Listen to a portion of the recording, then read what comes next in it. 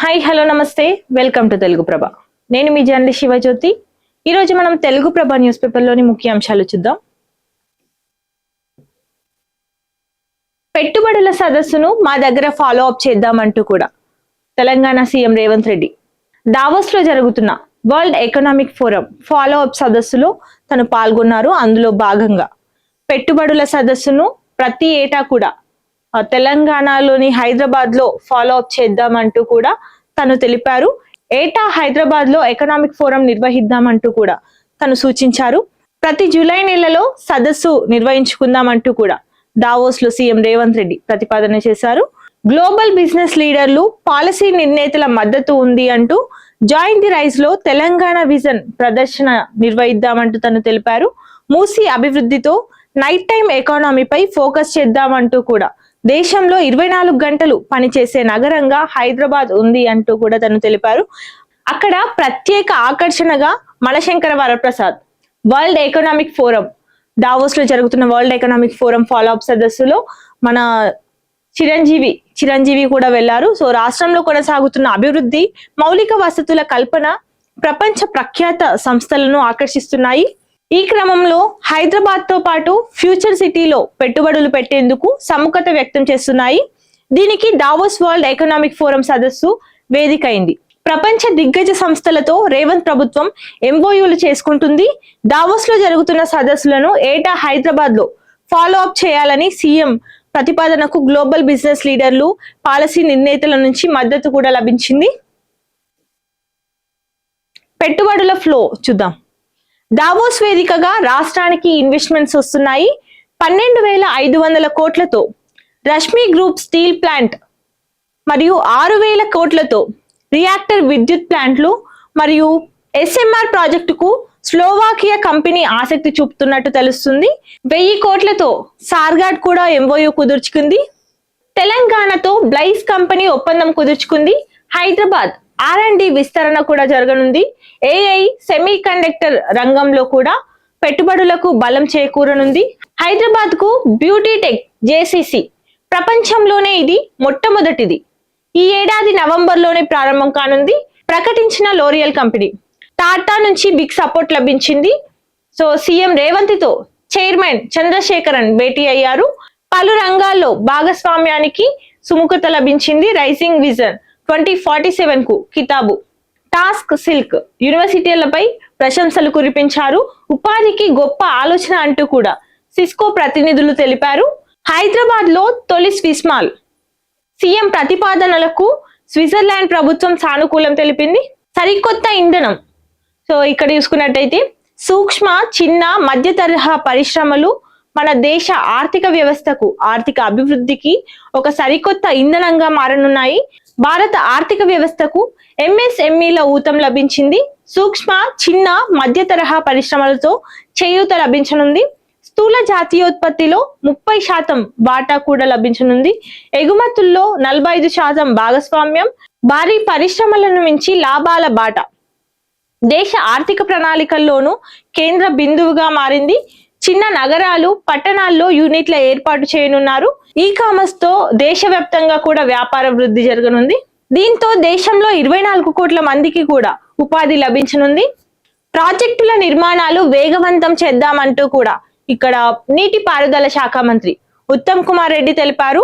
పాలమూరు ఎత్తిపోతల పనులపై తరచూ సమీక్ష నిర్వహించాలంటూ, SLBC టన్నెల్ కు ప్రత్యేక విభాగం కేటాయించాలంటూ, తుమ్మిడిహట్టి DPR కు సర్వేలు కూడా నిర్వహించాలంటూ తను తెలిపారు. పూడికతీత పనులకు ప్రాధాన్యం ఇవ్వనున్నట్టు కూడా తను తెలిపారు. రేవంత్ లో రెమో రాము ఇద్దరున్నారంటూ కూడా BRS వర్కింగ్ ప్రెసిడెంట్ KTR వ్యాఖ్యానించారు. సినిమా టికెట్ల రేట్లు పెంచమంటూనే టికెట్ల రేట్లు పెంచుతున్నారంటూ, కాంగ్రెస్ కు ఓటు వేస్తే జిల్లాల తొలగింపు తప్పదు అంటూ కూడా తను తెలిపారు. మున్సిపల్ ఎన్నికల్లో ఈ అంశమే ప్రధాన లక్ష్యంగా పెట్టుకొని ముందుకెళ్తున్నారు. ఫ్యూచర్ సిటీతో జంట నగరాల అస్తిత్వానికి ముప్పు కలగనుంది అంటూ కూడా తను తెలిపారు. సింగరేణి స్కామ్ పై సిట్టింగ్ జడ్జితో విచారణ చేపట్టాలి అంటూ కూడా తను సూచించారు. అసంఘటిత కార్మికులకు పెన్షన్ భరోసా అందించనున్నట్టు కేంద్ర కేబినెట్ కీలక నిర్ణయాలు తీసుకుంది. చిరు వ్యాపారులకు ఆర్థిక ఊతం లభించనుంది. ఇక్కడ చూసుకున్నట్టయితే తెలంగాణలో ప్రపంచంలోనే అతిపెద్ద గిరిజన జాతర మొదలైంది. సో మహాజాతర ఆరంభానికి శ్రీకారం చుట్టారు. మేడారంలో చాలా వైభవంగా మండమెలిగే పండుగ నిర్వహించారు. సమ్మక్క, సారాలమ్మ, పగిడిద్దరాజు, గోవిందరాజుల ఆలయాలు శుద్ధి చేశారు. దేవతలు వెలిసిన గ్రామాల్లో మామిడి తోరణాలతో అలంకరణ కూడా చేశారు. అరావళి పర్వతాలలో అక్రమ మైనింగ్ జరుగుతుంది అంటూ అధ్యయనానికి నిపుణుల కమిటీ ఏర్పాటు చేయాలంటూ కూడా సుప్రీంకోర్టు ధర్మాసనం ఆదేశించినట్టు తెలుస్తుంది. 4 వారాల్లో పర్యావరణవేత్తల, శాస్త్రవేత్తల పేర్లు సూచించాలి అంటూ కూడా ఆదేశించింది.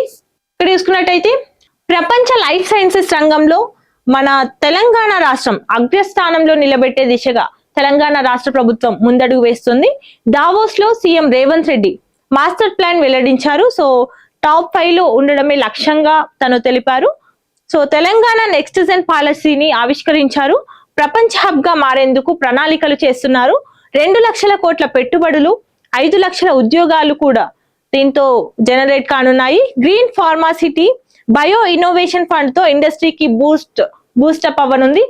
ఇక్కడ చూసుకున్నట్టయితే మున్సిపాలిటీలపై కాంగ్రెస్ జెండా ఎగరవేస్తామంటూ కూడా మంత్రి కోమటిరెడ్డి వెంకటరెడ్డి స్పష్టం చేశారు. సంక్షేమ పథకాలే కాంగ్రెస్ విజయానికి పునాది అంటూ తను తెలిపారు. మేడ్చల్లో 3 బల్దియాల గెలుపే లక్ష్యం అంటూ కూడా తను స్పష్టం చేశారు. సింగరేణిపై సిబిఐ దర్యాప్తునకు రాష్ట్ర అనుమతి అవసరం అంటూ కూడా ఇక్కడ కేంద్ర మంత్రి కిషన్ రెడ్డి తెలిపారు. రాష్ట్ర ప్రభుత్వం ముందుకొస్తే కేంద్రం పరిశీలిస్తుంది అంటూ తెలిపారు. సో 10 ఏళ్ల పాటు కల్వకుంట్ల మాటే చెల్లుబాటు అయింది. ఎన్ని రకాలుగా విధ్వంసం చేయాలో అన్ని చేసేశారు అంటూ కూడా తను తెలిపారు. ఇప్పుడు అదే విధానాన్ని కాంగ్రెస్ కూడా కొనసాగిస్తుంది. బంగారు బాతులా వాడుకొని అవినీతికి అడ్డుగా మారారు అంటూ కూడా కిషన్ రెడ్డి స్పష్టం చేశారు.